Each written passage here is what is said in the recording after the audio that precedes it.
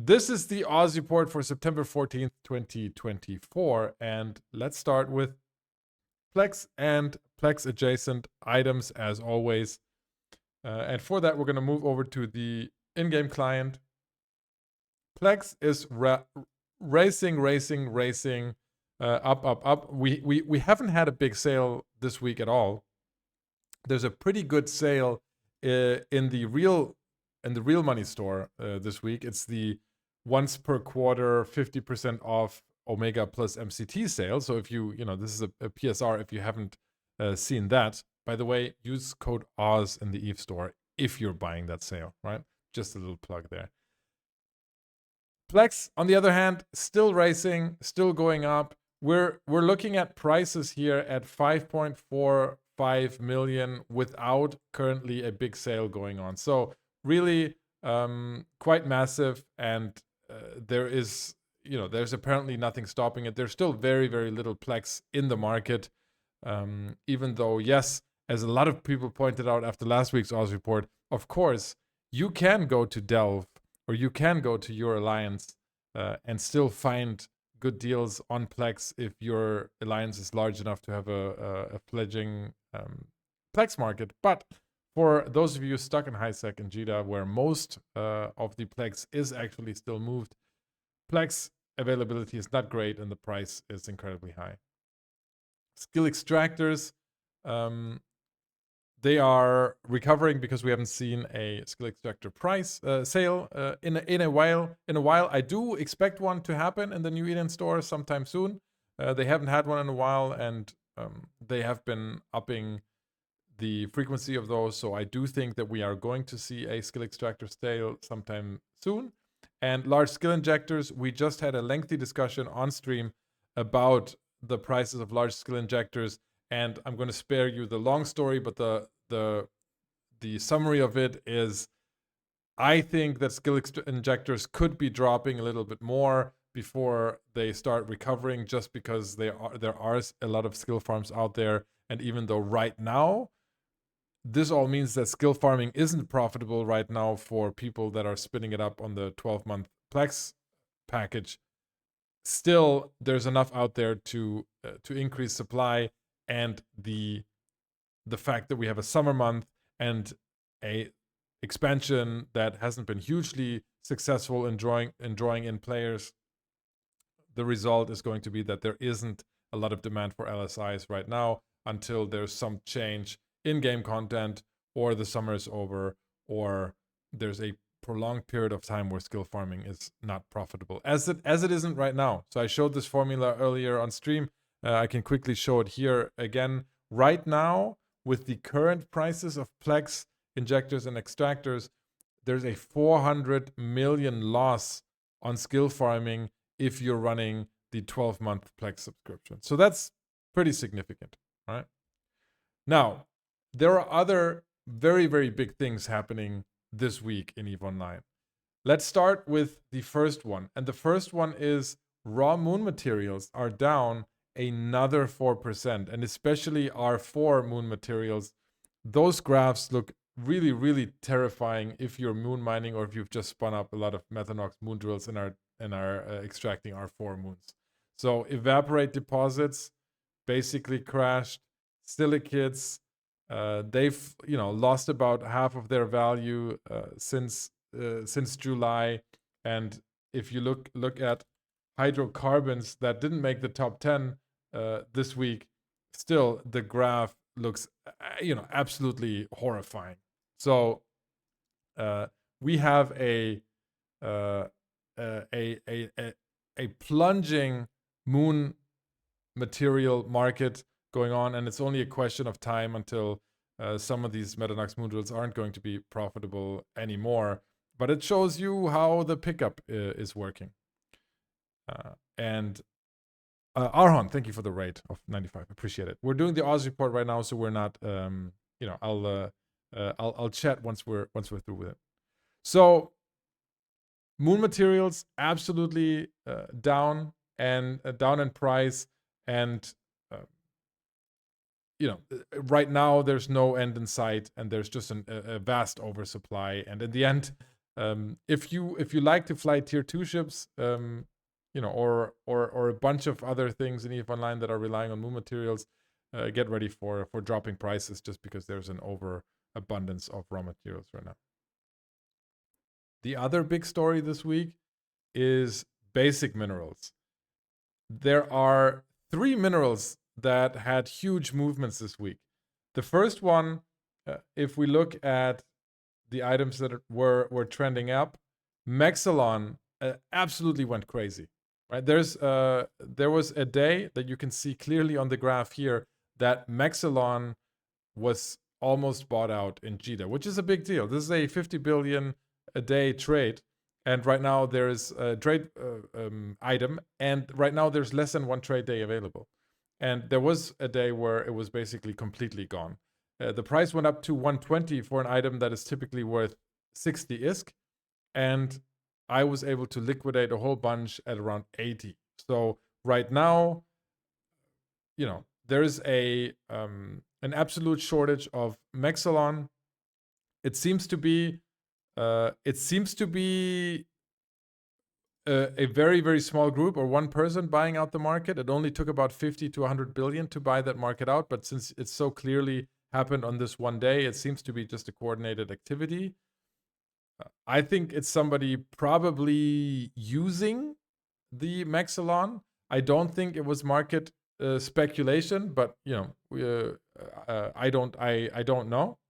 And so overall, clearly, because we're seeing it not only in Mexallon, but also if we're going into the short supply category, and we're looking here at Megasite, for example. Megasite also in very, very short supply, not spiking yet, but also in very, very short supply. And the other one that I am very happy about, because it's been our meme commodity over the last weeks and months, and that is Zydrine. If we look at Zydrine right here, you can see that Zydrine is the commodity that I had been saying was underpriced for a long time because it was just overmined by nullsec. You can see that it is recovering rather quickly, and we're almost down to back up to 52-week averages here, and I'm very, very happy. And I hope a lot of you listened to me and invested in it. You know, I'm certainly trying to very much. I'm certainly very much liquidating a whole bunch and doing my part in keeping these prices down now, because I am happy. I'm happy liquidating at this price. Yeah. So lots happening in Moon materials. Lots happening in basic materials. Other than that, we do still have a lot of movement going on with Deadspace modules. We've discussed them in the last few weeks a lot. The core X types are all over the place. Last week they were up quite a bit. We have some of them dropping down, some of them going up. But certainly, if you're into trading Deadspace modules, you know, right now lots of opportunities, but also lots of risks. One thing that that most or many people don't know, or you know, are not aware of, is if you look at the module categories here, the Deadspace module category trades over 400 billion every single day. You compare that to all tier 2 modules combined, and it's 280 billion. And of course, this is because they are much, much more expensive. This is not, you know, this is not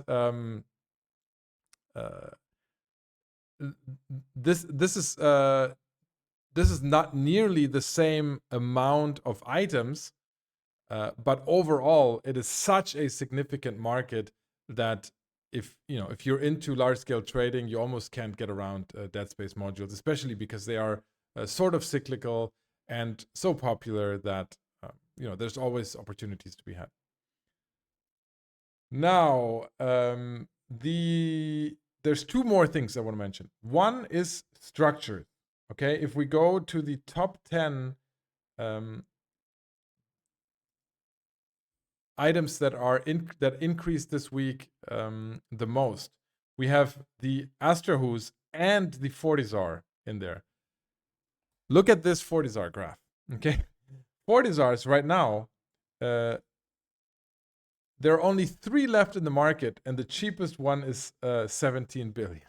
Okay, that is compared to a normal quote unquote price of around 11 or 12 billion, right? So Fortizars through the roof.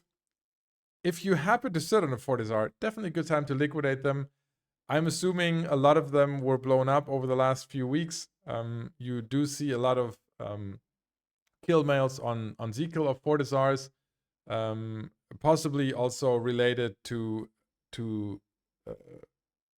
Sov being developed in Null quite differently, and possibly new structures being dropped. But yeah, we're seeing Fortizar. What is it? The Fortizar is up 30% in price this week, and the Asterhus is up 12% in price. And these are very, very, very big, right? So, increased price in Fortizars. You can see that the volume hasn't really changed all that much. So it's not that people are buying out the market or anything. It's more that the supply is drying up, and as somebody in chat is saying, that possibly because they're just not that they're just not hitting the market. Right? If corps are building it, or if people are building it, they are selling it to alliances within their alliances or holding. Now, the last thing I want to talk about today is Pyrolantia drugs, because Pyrolantia drugs, they have only known one direction, and that is up. And this week they're finally turning around, albeit from a very, very high level. So if you look at Pyrolantia dose 4, it's down 25%, and Pyrolantia dose 3 is down 20%, which sounds very significant until you look at their actual graph. So this is dose 4, and this is dose 3. So yes, they came down, but they're coming down from a very, very high level. They've been ridiculously expensive because there are no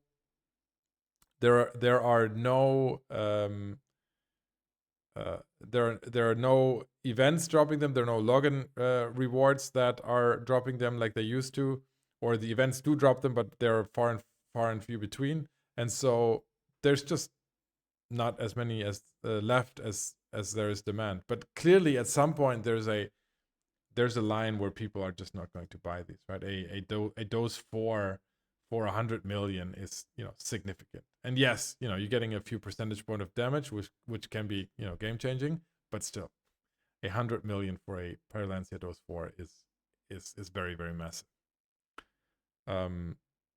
Yeah. So Higherbrand is asking, are there material costs of forts rising? I mean, a Fortizar is mostly P4 PI, right? Which was rising, but isn't rising all that much anymore. So it's not. It's definitely not right now a raw material driven increase in price. Definitely not. Okay, that's the Oz report for today, September 14th, 2024, and we're going to return to the regular stream, and I'll see you guys next week on the Oz report.